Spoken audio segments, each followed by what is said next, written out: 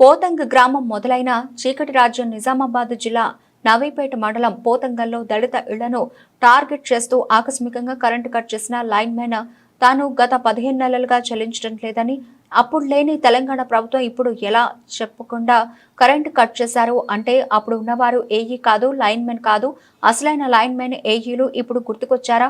గత 1 సంవత్సరం నుండి లేని పెండింగ్ బిల్లు ఇప్పుడు కొత్తగా వచ్చిన లైన్ మ్యాన్ బిల్లు పెండింగ్ లో ఉన్నాయి అంటూ బిల్లు కట్టలేదు, అన్ని లైన్లు కట్ చేశారు.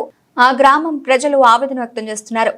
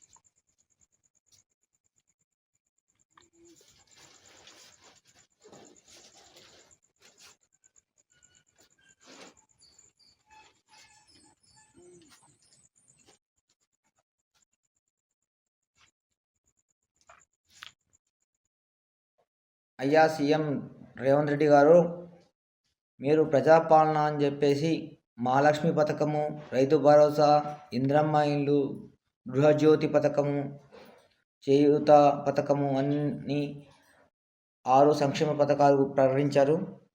కానీ అందులో ఏ ఒక్కటి కూడా మా ఇంటికి చెందట్లేదు.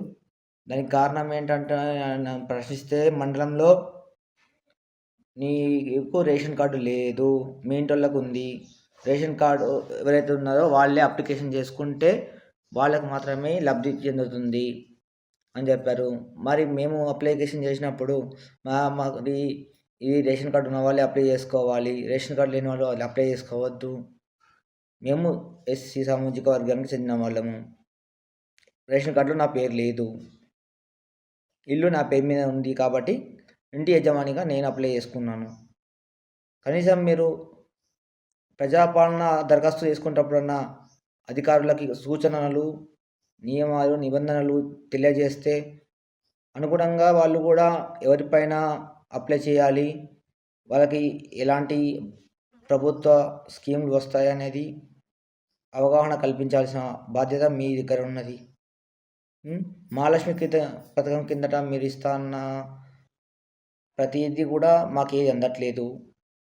ఇంద్రమ్మ ఇల్లు ఊసేయలేదు, గృహజ్యోతి పథకం కింద ఇస్తా అన్న కరెంటు ఈరోజు మా ఇంట్లో కరెంటు కట్ చేయడం జరిగింది. కరెంటు బిల్లు కట్టట్లేదని, జీరో బిల్ రావట్లేదని, జీరో బిల్ ఎందుకు రావట్లేదని ప్రశ్నిస్తే ప్రజాపాలనలో నీ పేరు ఉంది కాబట్టి, నీకు రేషన్ కార్డు లేదు కాబట్టి మీకు రాదు అని చెప్పడం జరుగుతుంది. మేము మరి ప్రజాపాలనలో అప్లికేషన్ చేసుకునేటప్పుడు మరి మా అమ్మ పేరు, మా నాన్న పేరు, మా కుటుంబ సభ్యులు ఎవరి పేరున్నా మేము అప్లై చేస్తాం కదా. నాకు రేషన్ కార్డు లేదని చెప్పి ఇంటి యజమాని పేరు అని అడిగితే ఇల్లు నా పేరు మీద ఉంది కాబట్టి ఇంటి యజమాని నా పేరు రాశారు. అందులో తప్పేముంది సార్? మీరు ఏం చేస్తున్నారు? మరి సార్ ఇప్పుడు కూడా కులగణన చేస్తున్నారు, దాంట్లో కూడా మన తప్పులు ఉన్నాయా, నియమ నిబంధనలు ఉన్నాయా? ఎన్ని కాలాలు తీసుకున్నారు పెడుతున్నారు? అసలు దేనికోసం ఇది? తర్వాత కాలయాపన ఎందుకు చేస్తున్నారు? మీరు 6 గ్యారెంటీలు ఫస్ట్ అమలు చేయండి. అమలు చేసిన తర్వాత మిగతా అభివృద్ధి పనులు, ప్రక్షాళన అన్నీ మొదలు పెట్టండి, అన్ని అభివృద్ధి సంక్షేమ పథకాలు చేయండి. ఎవరు వద్దన్నారు? ఫస్ట్ మీరు ఇచ్చిన హామీలు నెరవేర్చండి.